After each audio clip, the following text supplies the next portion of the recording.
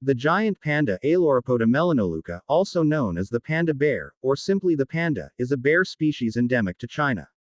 It is characterized by its bold black and white coat and rotund body. The name, giant panda, is sometimes used to distinguish it from the red panda, a neighboring mustaloid. Though it belongs to the order Carnivora, the giant panda is a folivore, with bamboo shoots and leaves making up more than 99% of its diet. Giant pandas in the wild occasionally eat other grasses, wild tubers, or even meat in the form of birds, rodents, or carrion. In captivity, they may receive honey, eggs, fish, yams, shrub leaves, oranges, or bananas along with specially prepared food. The giant panda lives in a few mountain ranges in central China, mainly in Sichuan, and also in neighboring Shaanxi and Gansu. As a result of farming, deforestation, and other development, the giant panda has been driven out of the lowland areas where it once lived, and it is a conservation-reliant vulnerable species. A 2007 report showed 239 pandas living in captivity inside China and another 27 outside the country. By December 2014, 49 giant pandas lived in captivity outside China, living in 18 zoos in 13 countries. Wild population estimates vary. One estimate shows that there are about 1,590 individuals living in the wild, while a 2006 study via DNA analysis estimated that this figure could be as high as 2,000 to 3,000. Some reports also show that the number of giant pandas in the wild is on the rise. By March 2015, the wild giant panda population had increased to 1,864 individuals. In 2016, it was reclassified on the IUCN Red List from endangered to vulnerable, affirming decade-long efforts to save the panda. In July 2021, Chinese authorities also reclassified the giant panda as vulnerable. The giant panda has often served as China's national symbol, appeared on Chinese gold panda coins since 1982 and is one of the 5 Fua mascots of the 2008 Summer Olympics. In the past, pandas were thought to be rare and noble creatures. The Empress Dowager Bo was buried with a panda skull in her vault. The grandson of Emperor Taizong of Tang is said to have given Japan 2 pandas and a sheet of panda skin as a sign of goodwill. Unlike many other animals in ancient China, pandas were rarely thought to have medical uses. The few known uses include the Sichuan tribal people's use of panda urine to melt accidentally swallowed needles, and the use of panda pelts to control menstruation as described in the Qin Dynasty Encyclopedia area. The creature named Mo mentioned in some ancient books has been interpreted as giant panda. The dictionary Shuaowen Jiezi, Eastern Han Dynasty, says that the Mo, from Shu, Sichuan, is bear-like, but yellow and black, although the older area describes Mo simply as a white leopard. The interpretation of the legendary fierce creature Pixiu, Pai Shu as referring to the giant panda is also common. During the reign of the Yongle Emperor, early 15th century, his relative from Kaifeng sent him a captured Zuyu. Zhou and another Zuyu was sighted in Shandong. Zuyu is a legendary, righteous animal, which, similarly to a qilin, only appears during the rule of a benevolent and sincere monarch. It is said to be fierce as a tiger, but gentle and strictly vegetarian, and described in some books as a white tiger with black spots. Puzzled about the real zoological identity of the creature captured during the Yongle era, Dutch sinologist J. L. Divendick exclaimed, "Can it possibly have been a panda?" The West first learned of the giant panda on the 11th of March 1869, when the French missionary Armand David received a skin from a hunter. The first Westerner known to have seen a living giant panda is the German zoologist Hugo Weigold, who purchased a cub in 1916. Kermit and Theodore Roosevelt Jr. became the first Westerners to shoot a panda, on an expedition funded by the Field Museum of Natural History in the 1920s.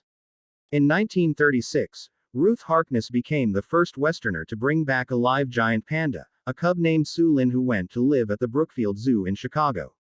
In 1938, Floyd Tengier Smith captured and delivered 5 giant pandas to London. They arrived on the 23rd of December aboard the SS Antenor. These 5 were the first on British soil and were transferred to London Zoo. One, named Grandma, only lasted a few days. She was taxidermized by E. Gerard and Sons and sold to Leeds City Museum where she is currently on display to the public. Another, Ming, became London Zoo's first giant panda. Her skull is held by the Royal College of Surgeons of England. The giant panda is a vulnerable species, threatened by continued habitat loss and habitat fragmentation, and by a very low birth rate, both in the wild and in captivity. Its range is currently confined to a small portion on the western edge of its historical range, which stretched through southern and eastern China, northern Myanmar, and northern Vietnam. The giant panda has been a target of poaching by locals since ancient times and by foreigners since it was introduced to the West.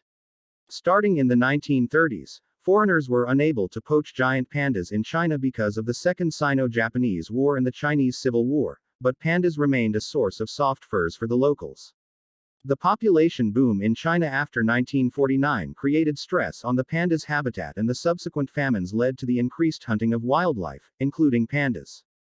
During the Cultural Revolution, all studies and conservation activities on the pandas were stopped. After the Chinese economic reform, demand for panda skins from Hong Kong and Japan led to illegal poaching for the black market, acts generally ignored by the local officials at the time. The giant panda is a terrestrial animal and primarily spends its life roaming and feeding in the bamboo forests of the Qinling Mountains and in the hilly province of Sichuan. Giant pandas are generally solitary. Each adult has a defined territory and a female is not tolerant of other females in her range. Social encounters occur primarily during the brief breeding season in which pandas in proximity to one another will gather. After mating, the male leaves the female alone to raise the cub. Pandas were thought to fall into the crepuscular category, those who are active twice a day, at dawn and dusk. However, Jindong Zhang found that pandas may belong to a category all of their own, with activity peaks in the morning, afternoon and midnight. Due to their sheer size, they can be active at any time of the day. Activity is highest in June and decreases in late summer to autumn, with an increase from November through the following March. Activity is also directly related to the amount of sunlight during colder days. Pandas communicate through vocalization and scent markings such as clawing trees or spraying urine. They are able to climb and take shelter in hollow trees or rock crevices, but do not establish permanent dens. For this reason, pandas do not hibernate, which is similar to other subtropical mammals, and will instead move to elevations with warmer temperatures.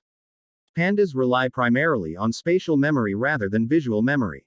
Though the panda is often assumed to be docile, it has been known to attack humans, presumably out of irritation rather than aggression. Pandas have been known to cover themselves in horse manure to protect themselves against cold temperatures.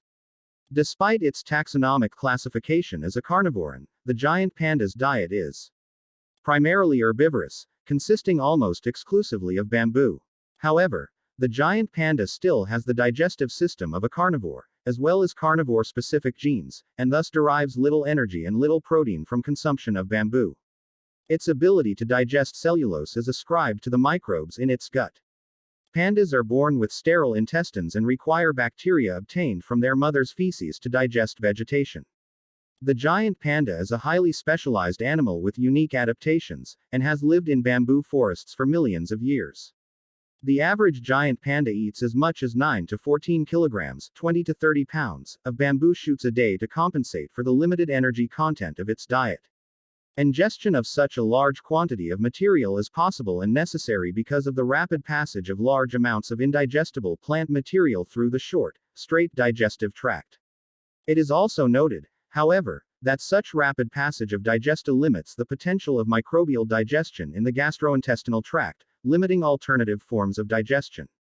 Given this voluminous diet, the giant panda defecates up to 40 times a day.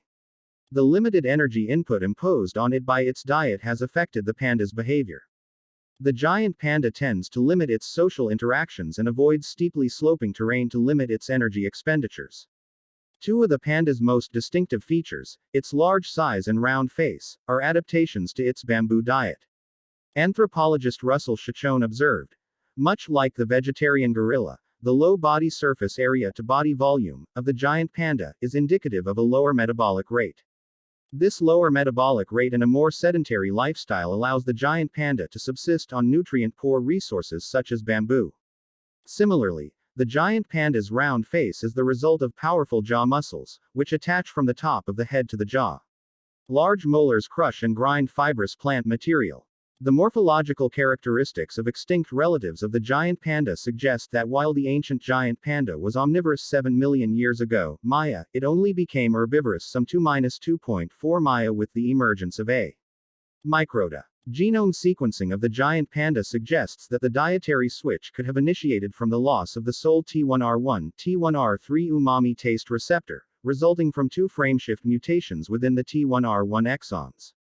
Umami taste corresponds to high levels of glutamate as found in meat and may have thus altered the food choice of the giant panda.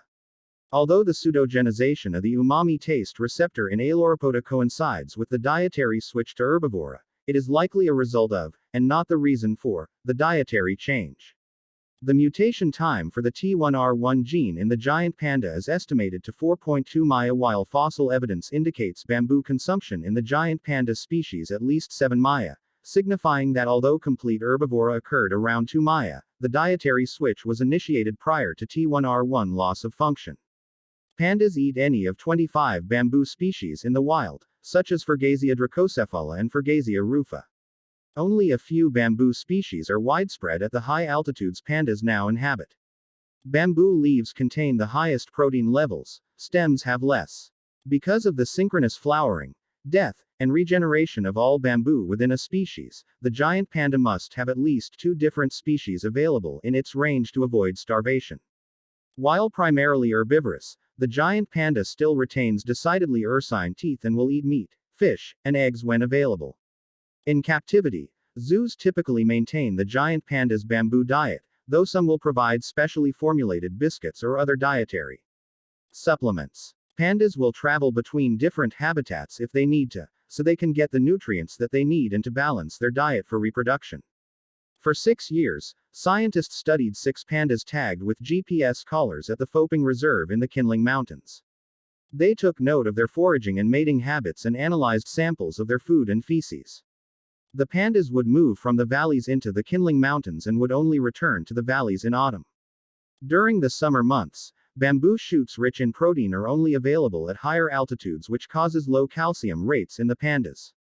During breeding season, the pandas would return to lower altitudes to eat bamboo leaves rich in calcium.